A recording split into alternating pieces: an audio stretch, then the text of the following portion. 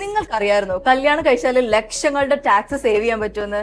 Hindu undivided family HUF ഇത് ഹിന്ദുസിനും ബുദ്ധിസ്റ്റുകൾക്കും സിഖുകൾക്കും ജെയിൻസിനും ഉണ്ടാക്കാൻ പറ്റും.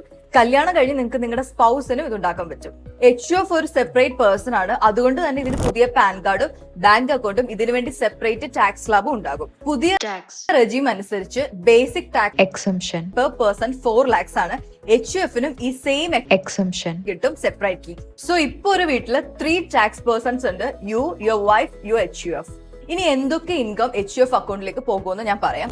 ഒന്ന്, നിങ്ങളുടെ ജോയിന്റ്ലി ഹെൽഡ് പ്രോപ്പർട്ടീസിന്റെ റെന്റൽ ഇൻകം. 2, നിങ്ങളുടെ HUF-ന്റെ പേരിൽ നിങ്ങളുടെ പേരന്റ്സും ഗ്രാൻഡ് പേരന്റ്സും റിലേറ്റീവ്സും ഒക്കെ തരുന്ന ഗിഫ്റ്റിന്റെ ഇൻവെസ്റ്റ്മെന്റിന്റെ റിട്ടേൺ. ഇതൊക്കെ തന്നെ HUF ടാക്സ് ലാബിലായിരിക്കും ടാക്സ് ചെയ്യപ്പെടുന്നത്. ഞാനൊരു എക്സാമ്പിൾ പറയാം. നിങ്ങളുടെ പേരന്റ്സ് നിങ്ങൾക്ക് ഒരു 10 lakhs rupees നിങ്ങളുടെ HUF അക്കൗണ്ടിലേക്ക് ഗിഫ്റ്റ് ചെയ്തു. നിങ്ങൾ അതൊരു FD ആക്കി. ലെറ്റ്സ് സേ നിങ്ങൾക്ക് ഒരു 70,000 rupees പെർ ഇയർ ഇൻട്രസ്റ്റ് കിട്ടി.